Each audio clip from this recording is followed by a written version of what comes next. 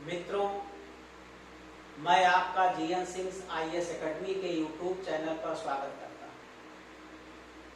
अभी तक मैंने 5 वीडियो आपके समक्ष रखा और अभी कल के वीडियो में मौलिक अधिकार के अर्थ और प्रकृति पर प्रकाश डाला। आशा है कि आपने उसे ध्यान से देखा होगा, पढ़ा होगा और समझने का प्रयास भी किया होगा, क्योंकि कॉन्सेप्ट के अभाव में कंपटीशन असंभव है।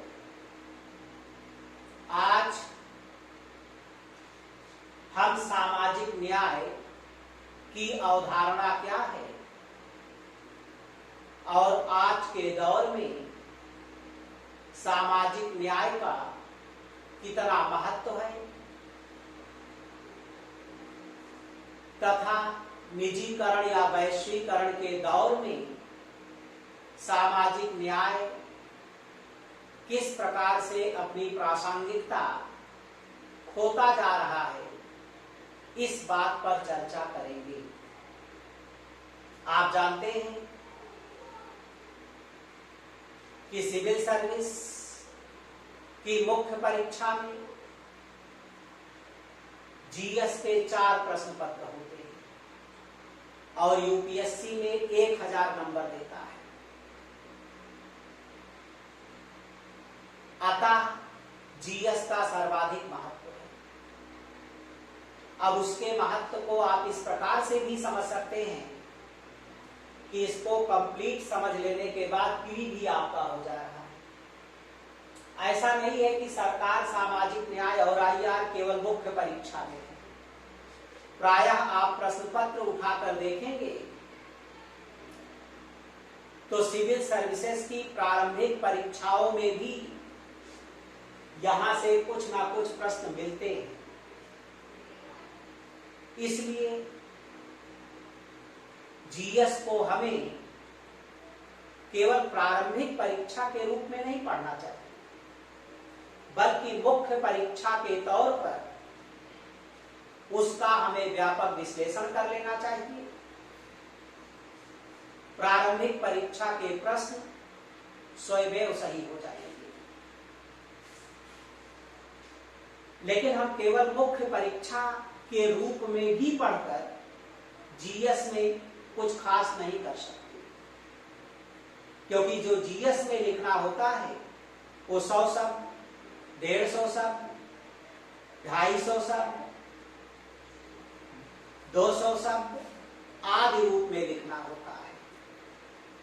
इसलिए ना तो कोई टीचर जीएस में पर्टिकुलर प्रश्न पढ़ाकर आपको क्वालिफाई करा सकता है और ना ही आप प्रश्न बनाकर उत्तर रटकर मुख्य परीक्षा में कोई नंबर प्राप्त कर सकते हैं। इसीलिए आज जीएस पढ़ने का सबसे सरल और सबसे उपयोगी तरीका है जिसे हम कहते हैं फाउंडेशन जीएस। फाउंडेशन जीएस का अर्थ है कि प्रारंभिक परीक्षा से लेकर साक्षात्कार तक संपूर्ण वर्णन पढ़ाते समय किया जाए। जब पूरा कॉन्सेप्ट क्लियर होगा तो मुख्य परीक्षा के प्रश्न को समझकर प्रश्न के अनुरूप आप लिख देंगे, डिमांड के अनुसार सप्लाई दे देंगे। यह कोई सब्जेक्ट नहीं है, ऑप्शनल नहीं है कि आप पर्टिकुलर प्रश्न छांट लेंगे और उन प्रश्नों को छांट कर तैयार कर लेंगे और आप जीएस में लिख लेंगे। आप देख रहे हैं 20-20 प्रश्न आ रहे हैं, छोटे छोटे प्रश्न आ रहे हैं और ये जो चारों टॉपिक रखे गए हैं सबसे कुछ ना कुछ प्रश्न बनेंगे। हाँ, ये तय है कि पाठ्यक्रम के अनुसार ही होगा। अगर सोशल जस्टिस में स्वास्थ्य और शिक्षा को रखा गया है, निर्धनता और भुखमरी को रखा गया है,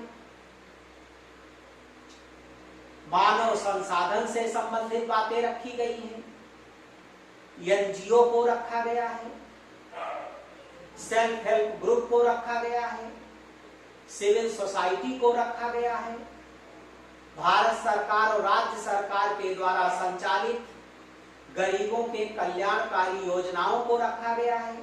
तो प्रश्न वहीं से आएगा, लेकिन प्रश्न का स्वरूप क्या होगा, इसे तय कर पाना ना तो किसी कोचिंग वाले के बस की बात है और ना ही आपके बस की बात है। इसलिए जब हम पढ़ते हैं जीएस, तो हमारा जो पर्टिकुलर टॉपिक है,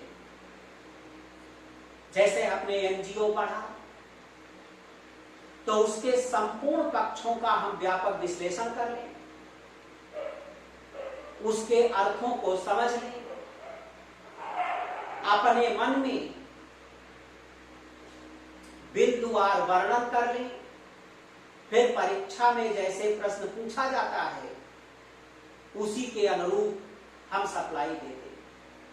डिमांड और सप्लाई का डायरेक्टली प्रोपोर्शनल रिलेशन है। सप्लाई थोड़ा कमजोर भी हो लेकिन डिमांड के अनुरूप हो तो वह प्रासंगिक है। जैसे कोई आपसे दाल मांगता है और उसकी जगह आप पनीर लाकर रख देते हैं, तो भले पनीर दाल की अपेक्षा ज्यादा बेहतर किसी को लगता हो, लेकिन उस पर शून्य अंक मिलेगा। किसी ने पूछा आपका क्या नाम है, आप कह देंगे हम रेलवे स्टेशन के पीछे रहते हैं, आपको 0 अंक मिलेगा। इसलिए यूपीएससी की परीक्षा में जो 40% की सफलता है वह प्रश्न को समझना है। इसलिए जब हम 10 शब्द 20 शब्द 1 लाइन 2 लाइन लिखते हैं तो हम बार बार प्रश्न को देखते रहते हैं कि क्या हम प्रश्न के अनुरूप चल रहे हैं कि नहीं। अब जीएस में जो प्रश्न आ रहे हैं वो एक प्रश्न में हो सकता है आपको 150 शब्द लिखना हो, लेकिन वो भी 3 हिस्सों में टूट गया। 150 शब्द भी 3 हिस्सों में टूट गया। हर हिस्से पर अगर 20 नंबर का प्रश्न है तो 20/3 हर हिस्से पर निर्धारित अंक है। इसलिए आपको यह तय करना पड़ता है कि किस हिस्से को हम कितना शब्द दें, ताकि हम 150 शब्द में प्रश्न का वर्णन कर लें। इसीलिए माना जाता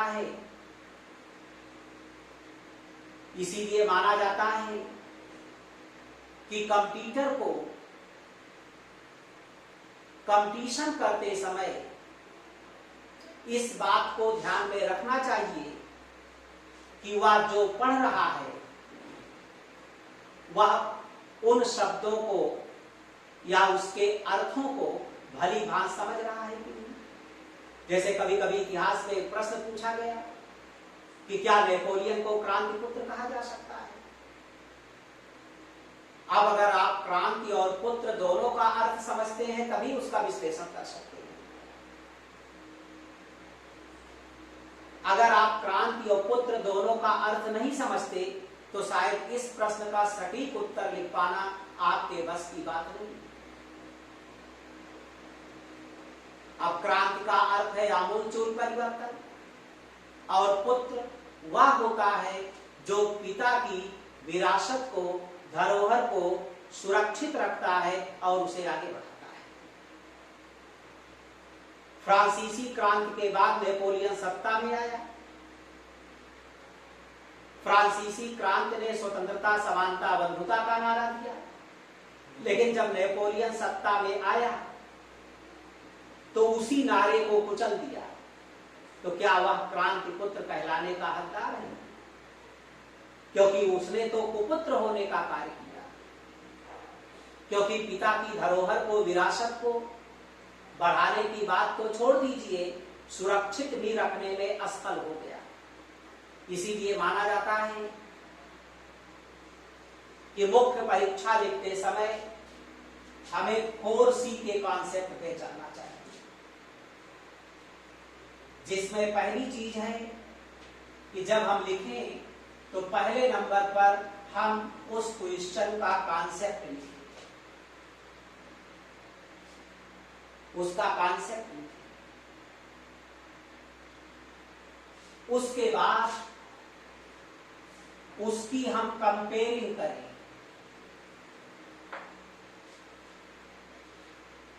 क्योंकि जब हम किसी चीज को लिखते हैं तो हम देखते हैं कि इसकी उपयोगिता और कहां पर है और वहां से भी हम इसे ले लेते हैं। जैसा कि आप जानते हैं कि आज 20वीं शताब्दी में सोशल साइंस के अंतर विषयक उपागम,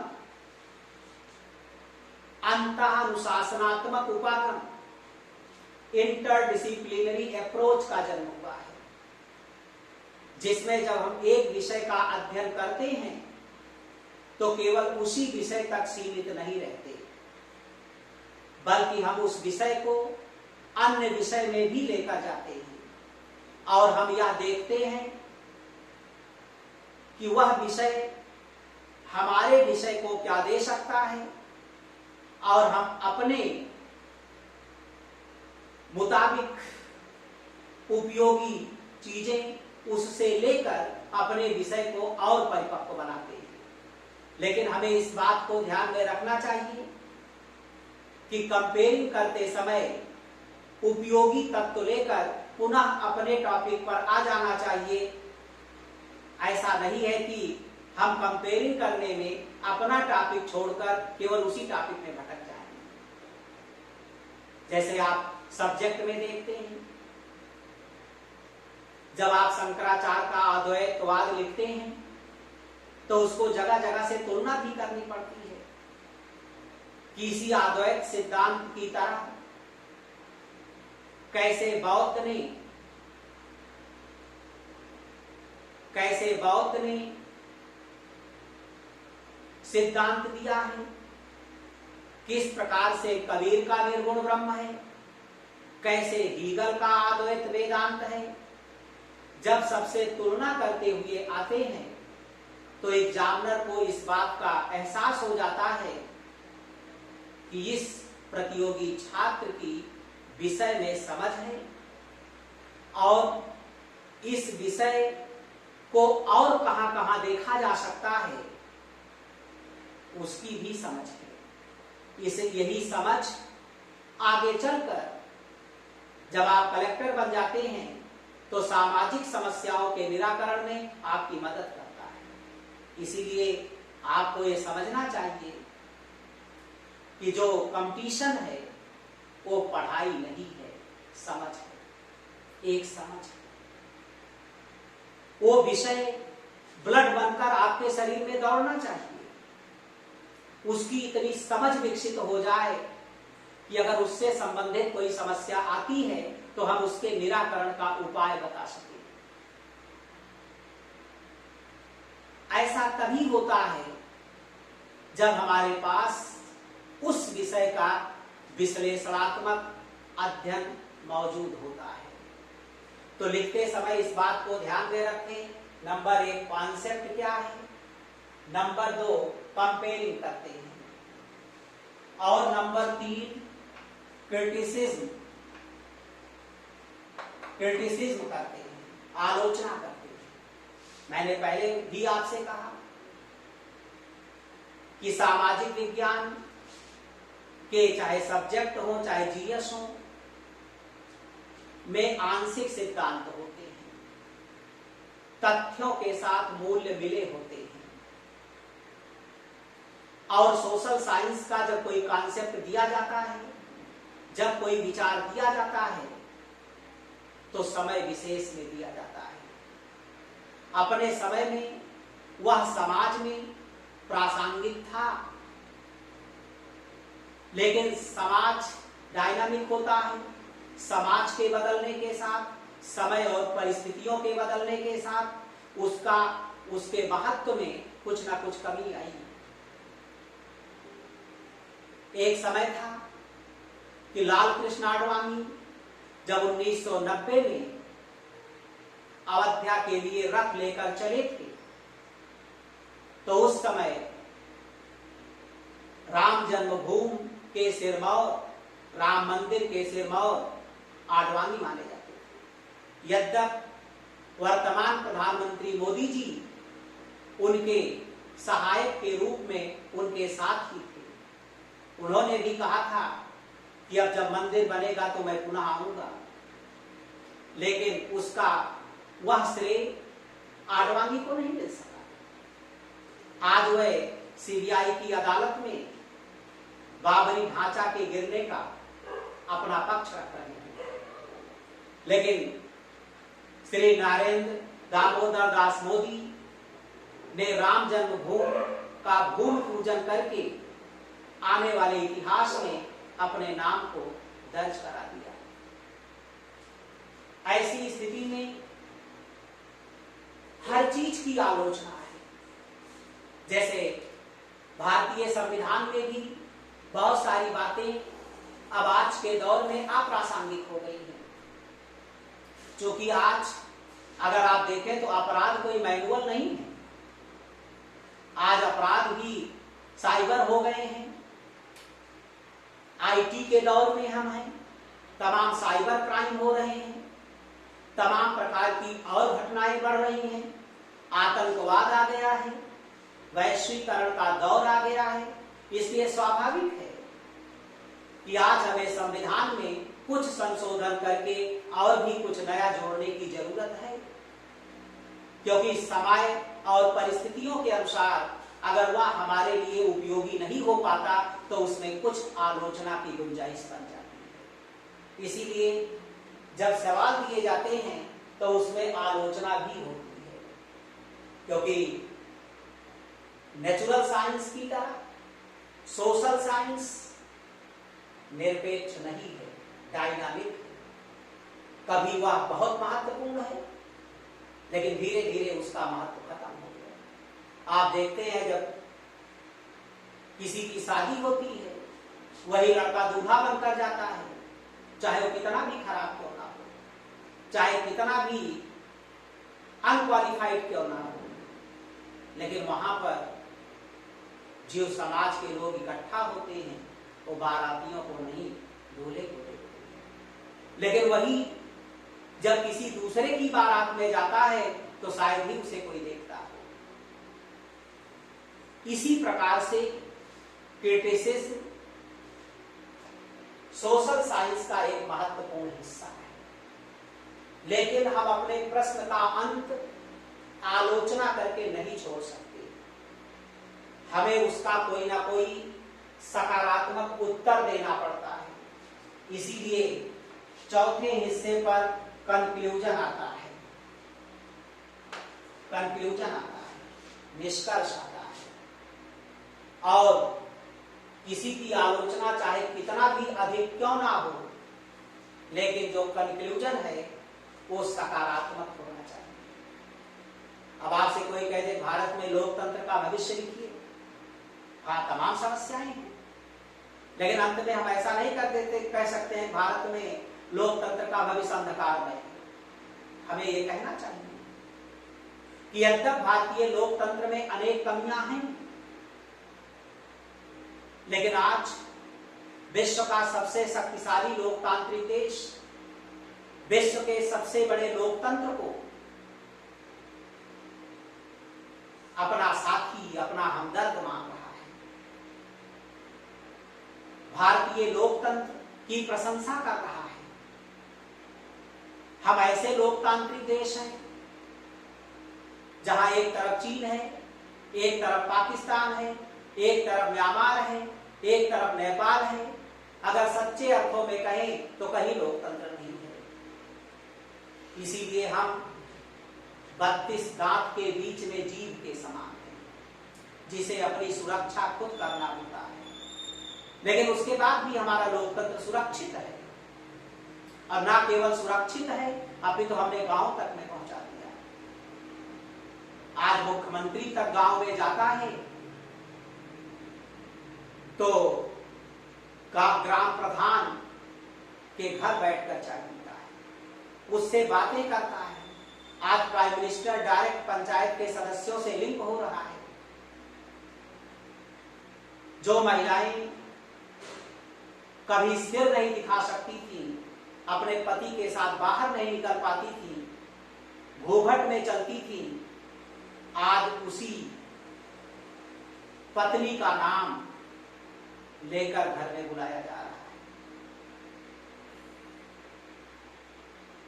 उसका फादर इन लॉ उसे लेकर के ब्लॉक पे जा रहा है, जिले पे जा रहा है, तमाम परिवर्तन हुए। इसीलिए माना जाता है, कभी कभी इस बात की चर्चा भी होती है कि मानव इतिहास में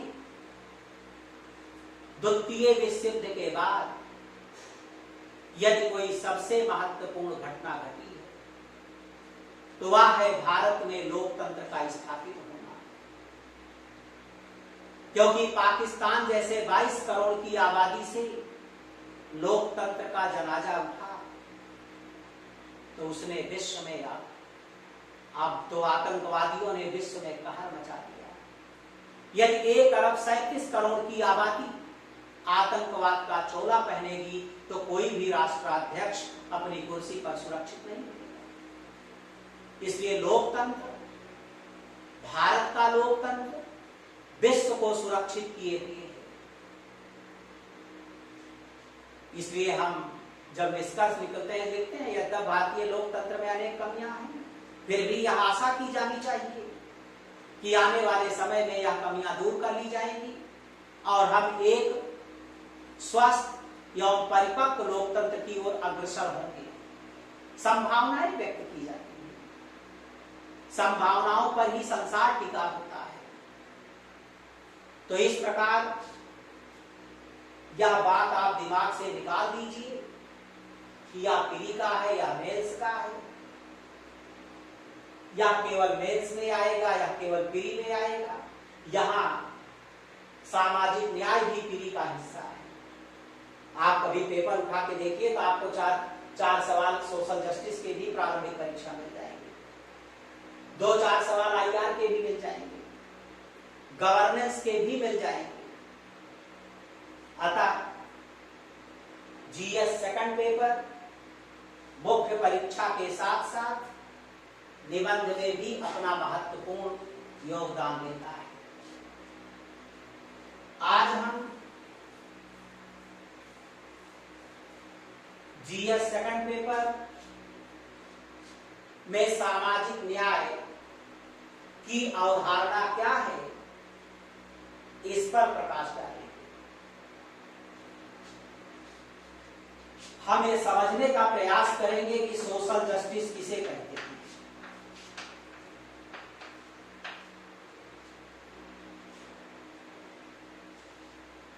जब आप सामाजिक न्याय ही नहीं समझ पाएंगे तो सामाजिक न्याय के अंतर्गत जो टॉपिक है उसका बेहतर कॉन्सेप्ट कहां से बना पाएंगे, उसके क्वेश्चन कहां से लिख पाएंगे।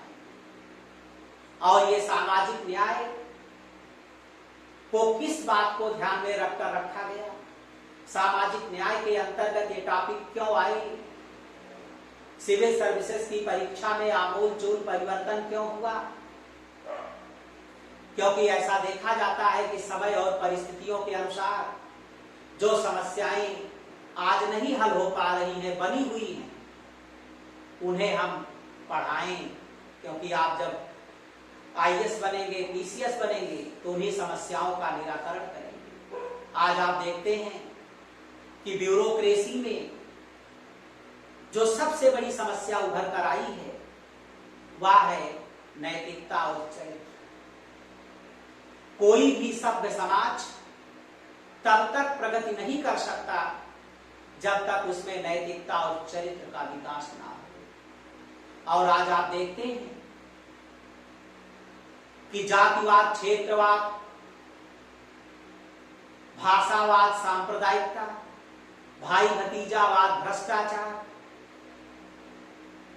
अनेकानेक समस्याएं ब्यूरोक्रेसी में व्याप्त हो गई हैं। क्योंकि प्रायः हम ही आप इस पद पर जाते हैं और हम पहले से ही अगर उससे ग्रसित हैं तो उस पद पर रहकर हम जनता के साथ कैसे न्याय कर पाएंगे। इसलिए नैतिकता और चरित्र का विकास आज नौकरशाही के लिए पहली प्राथमिकता है, क्योंकि कोई भी समाज इसका विकास किए बिना अपने लक्ष्य को प्राप्त नहीं कर सकता। यही कारण है कि जीएस 4th पेपर को रखा गया और उसमें एथिक्स, इंटीग्रिटी और एप्टीट्यूड्स को लाया गया। आज आप देखते हैं घटनाएं घट जाती हैं, उसके बाद एसपी दौड़ता है, डीएम दौड़ता है, तमाम लोग दौड़ते हैं। आज आप देख रहे हैं कि उत्तर प्रदेश में अपराधीकरण किस तरह से बढ़ रहा है। सरकार चाहती है कि अपराधीकरण खत्म हो, क्राइम खत्म हो, लेकिन ब्यूरोक्रेट सोया हुआ है। आए दिन कोई ना कोई मर्डर, डकैती आदि चीजें देखने को मिल रही हैं।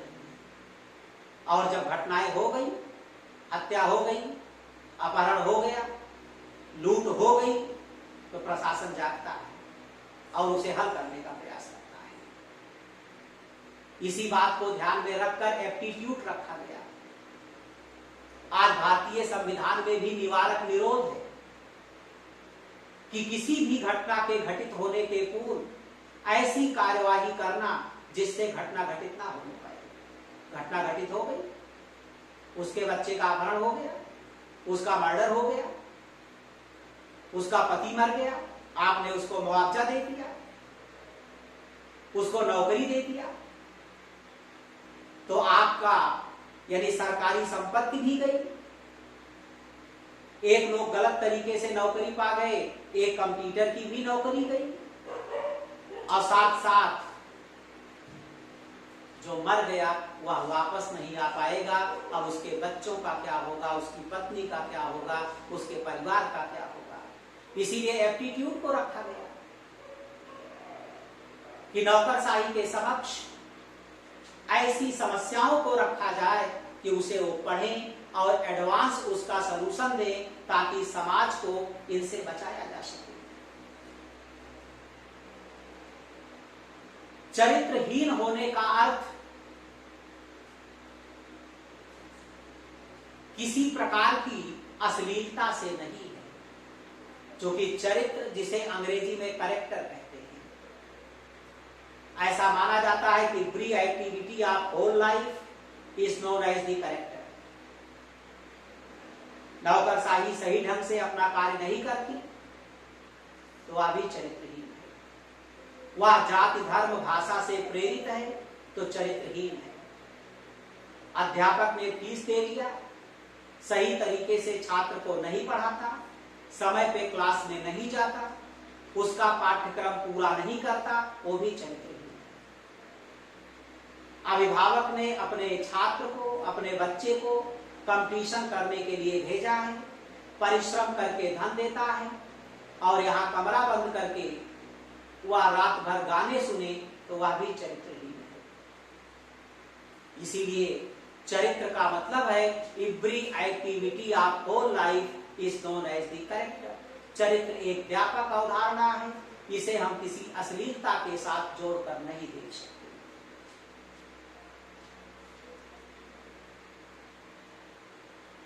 इसी प्रकार हम सामाजिक न्याय के पक्ष को अगर रखें तो हमने आपसे पहले ही कहा है कि जब हम किसी विषय को पढ़ते हैं तो जो टॉपिक होते हैं उसमें हम दोनों का अर्थ समझने का प्रयास करते हैं।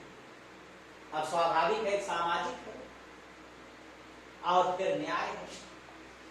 अब न्याय को समझे बिना हम सामाजिक को कैसे समझ सकते हैं, क्योंकि सामाजिक न्याय के साथ जुड़ा हुआ है। इसलिए सर्वप्रथम हम न्याय का अर्थ समझने का प्रयास करें। न्याय सभ्य समाज की पहचान है। जैसे जैसे समाज का स्वरूप बदलता गया, वैसे वैसे न्याय की अवधारणा में भी परिवर्तन होता गया। अन्याय को परिभाषित करना जितना सरल है, न्याय को परिभाषित करना उतना ही कठिन है। ऐसा नहीं है पहले न्याय नहीं था, लेकिन समाज का जैसा स्वरूप होता है,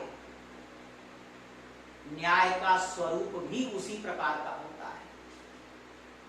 प्राचीन काल और मध्य काल में नैतिक न्याय का बोलबाला था, जिसे मोरल जस्टिस कहते हैं, क्योंकि कोई विधि विधान नहीं था, कोई संविधान नहीं था। भारत में भी आप देखते हैं, ऐसा माना जाता है कि राजा और प्रजा सभी अपने धर्म का पालन करें, यही न्याय है। इसीलिए धर्म के 5 अर्थ भारत में बताए गए। पहला अर्थ न्याय, दूसरा अर्थ कानून, तीसरा अर्थ नैतिकता, चौथा अर्थ सामाजिक एकता और पांचवा अर्थ, और इसका जो पांचवा अर्थ है वह है स्वकर्तव्य पालन। इसीलिए माना गया कि धर्म ध्री धातु से बना है, जिसका अर्थ है धार्यत इति धर्म।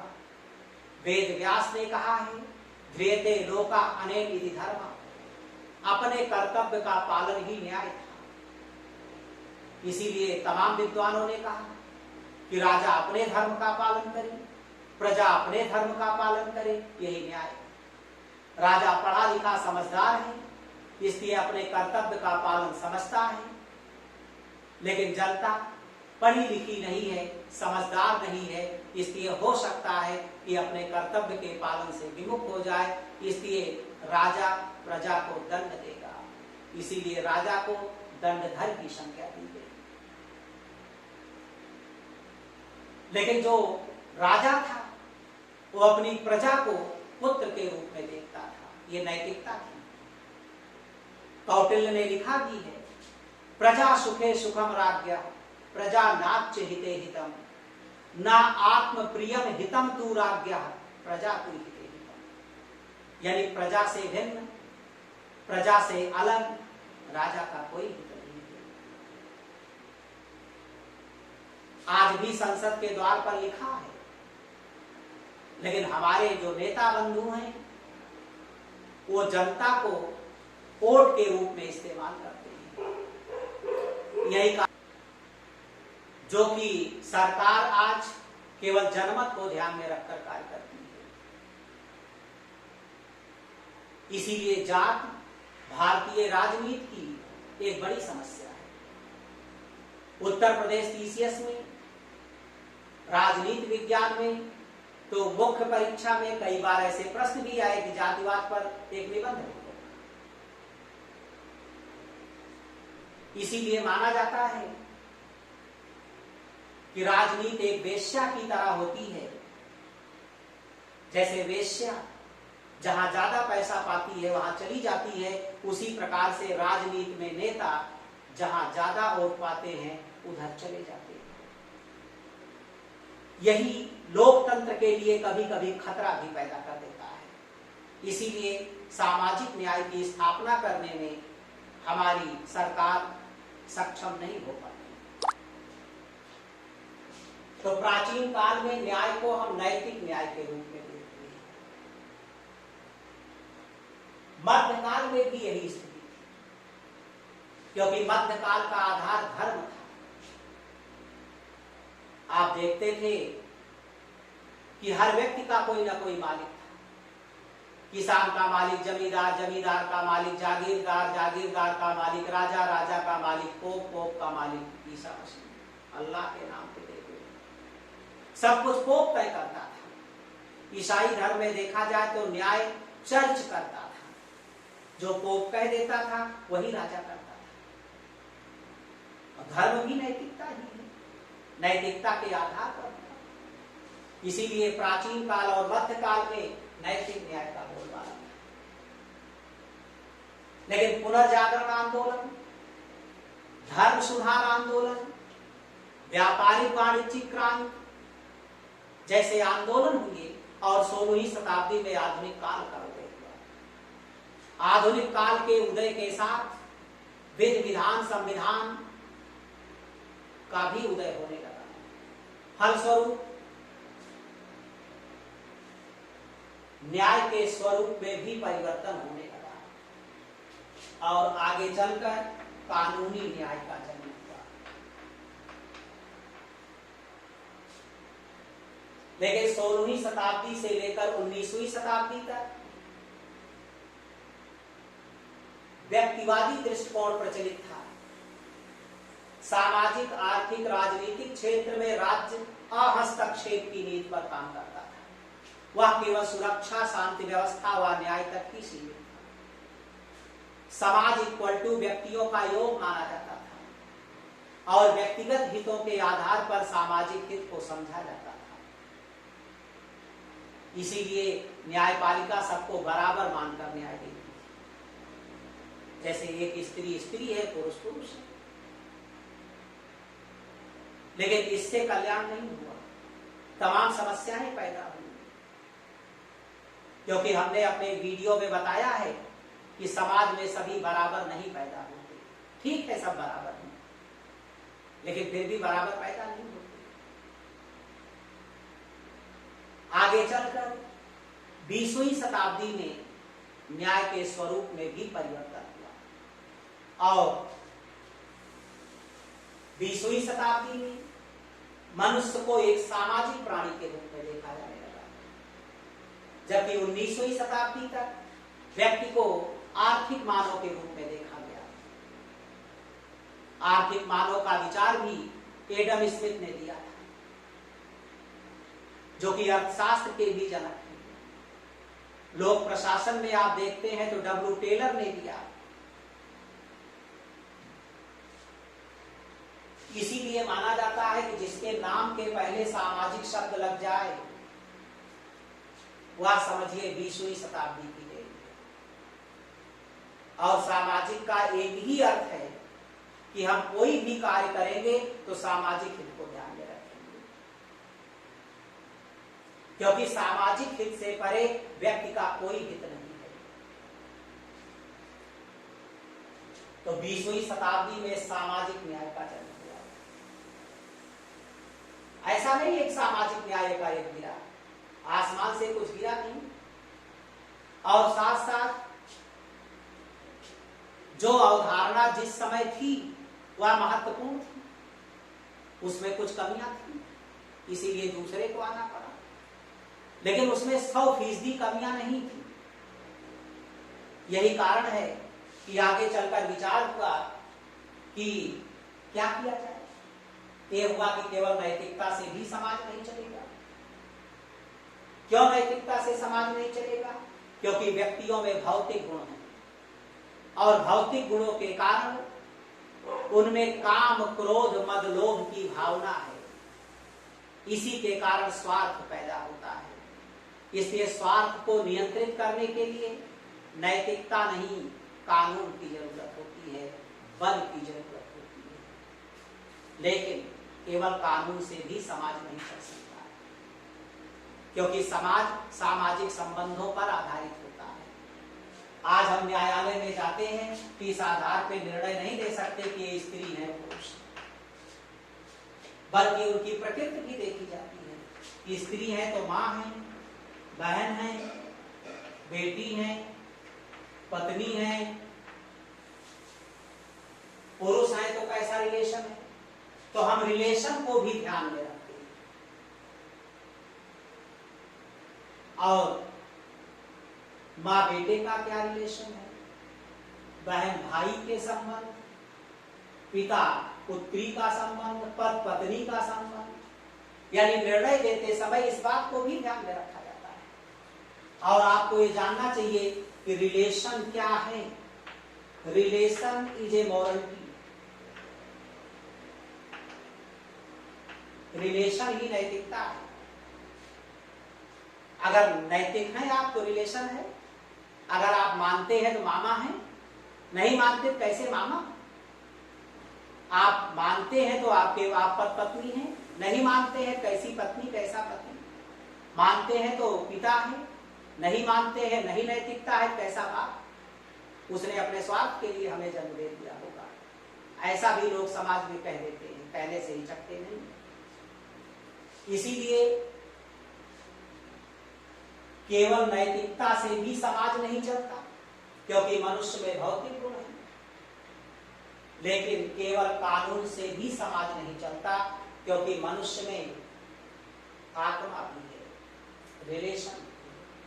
इसीलिए 20वीं शताब्दी में नैतिक न्याय और कानूनी न्याय दोनों को मिलाया गया और जन्म किसका हुआ? सामाजिक न्याय। तो सामाजिक न्याय इक्वल टू नैतिक न्याय धन कानूनी न्याय। यानी सामाजिक न्याय वह होता है जिसमें नैतिकता और कानून दोनों समाहित होते हैं। आज न्यायपालिका भी निर्णय देते समय इस बात को ध्यान में रखती है कि अगर एक के पक्ष में निर्णय जा रहा है तो दूसरा ऐसा ना महसूस करे कि उसके एकदम विरोध में है और आत्महत्या न कर ले।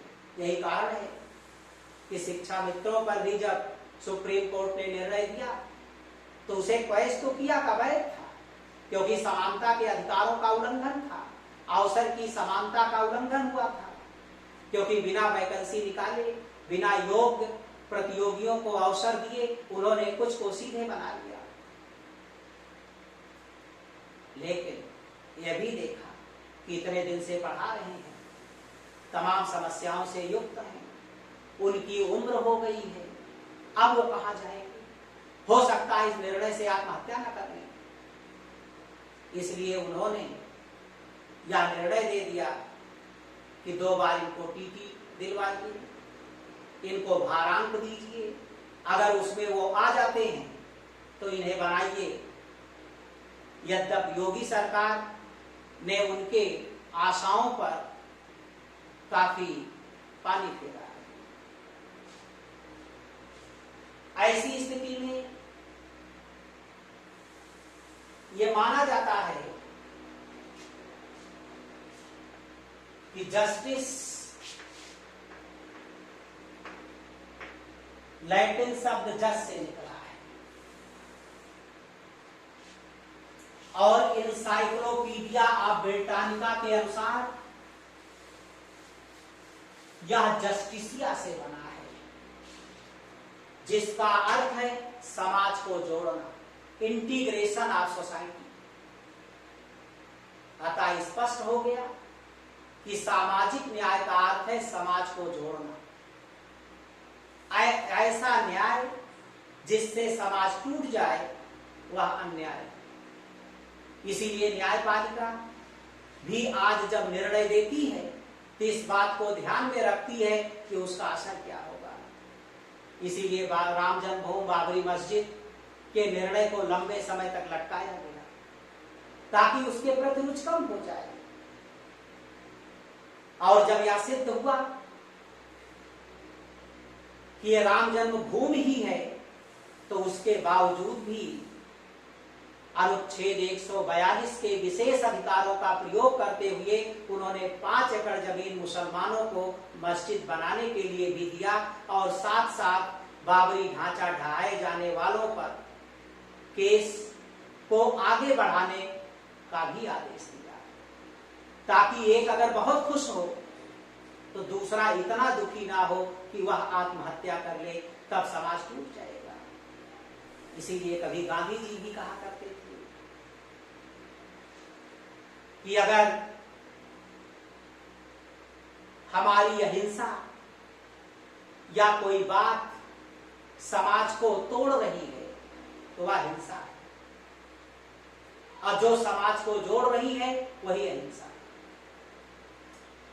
ऐसा नहीं है कि यह विचार 20वीं शताब्दी में आया, इसीलिए माना जाता है भारत ने भले कुछ ना दिया हो अंतरराष्ट्रीय स्तर पर, क्योंकि भारत इतना चालाक नहीं था, अन्यथा दुनिया में जो कुछ दिया गया वो सारी बातें भारत पहले से कह चुका था। आप देखते हैं कि अरस्तु कौटिल्य के बाद पैदा हुए और अरस्तु से पहले कौटिल्य ने बहुत सारी बातें कह दी। मैकियावेली बहुत बाद में पैदा हुए लेकिन यानी अरस्तु राजनीति शास्त्र के जनक बने तो आधुनिक राजनीति शास्त्र के जनक बने, वो कहीं के नहीं रह गए। उन्हें भारत का अरस्तु, भारत का मैकियावेली कहा गया, लेकिन उन्हें यूनान का कौटिल्य और इटली का कौटिल्य नहीं कहा गया, क्योंकि हम में वैज्ञानिकता और क्रमबद्धता का अभाव था। हम जो कुछ देते थे सब मिले जुले थे। इसीलिए आप देखते हैं कौटिल्य की प्रसिद्ध पुस्तक का नाम राजनीति है, अर्थशास्त्र है सारी,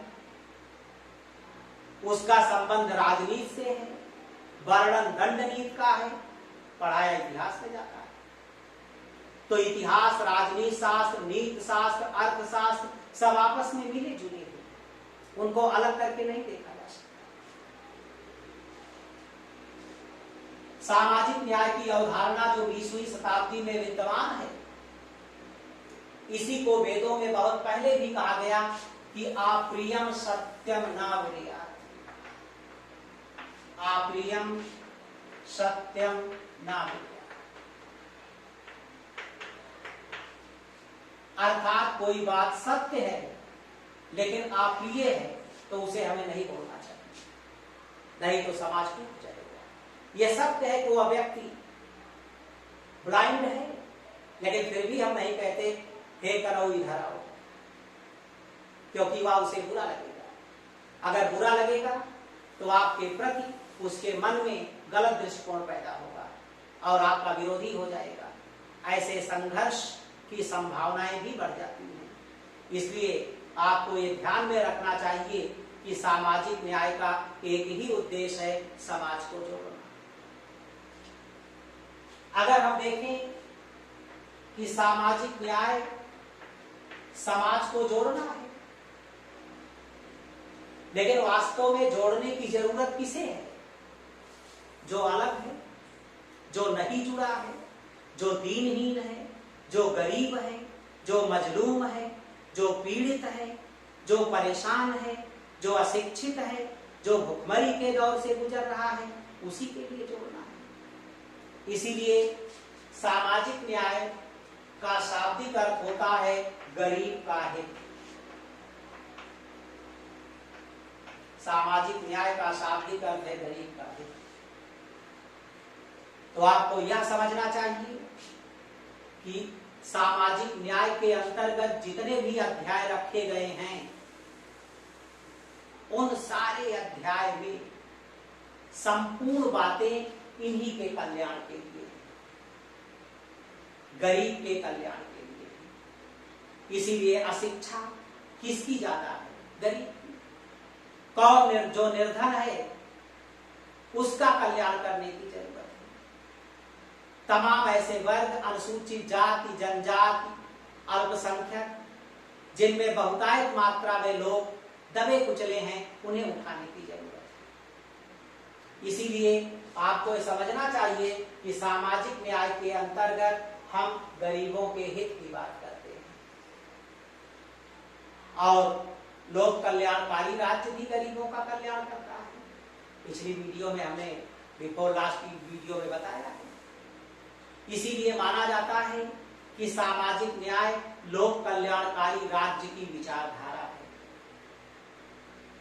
कभी कभी परीक्षा में एक बार प्रश्न आया कि सामाजिक न्याय की अवधारणा संबंधित है, ये उदारवाद, लोक कल्याणकारी राज्य, मार्क्सवाद, तमाम चीजें हैं। तो तमाम लोग लगा देते मार्क्सवाद, सर समाज और सामाजिक न्याय की बात करता है। लेकिन आपको दो बातें समझना चाहिए कि मार्क्सवाद की विचारधारा नंबर 1 19वीं शताब्दी में थी, और नंबर 2 मार्क्सवाद हिंसा पर आधारित था, और जबकि सामाजिक न्याय की अवधारणा 20वीं शताब्दी की है, और सामाजिक न्याय का उद्देश्य समाज को जोड़ना है।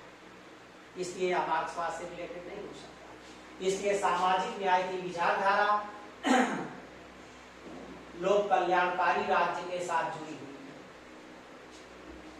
चूंकि हमने बहुत सारी चीजें बोल दिया और सामाजिक न्याय को समझाने का अवसर ही नहीं मिल पाया, अभी कम से कम हम 1 घंटे से 1.25 घंटे बोले तब सामाजिक न्याय का अर्थ स्पष्ट होगा। आप देखेंगे तो तमाम नेट की भी प्रॉब्लम्स होती हैं, जीबी की भी प्रॉब्लम होती है, इसलिए आपको समस्या भी हो सकती है। इसलिए आज यह वीडियो यही मैं समाप्त कर रहा हूं। धन्यवाद।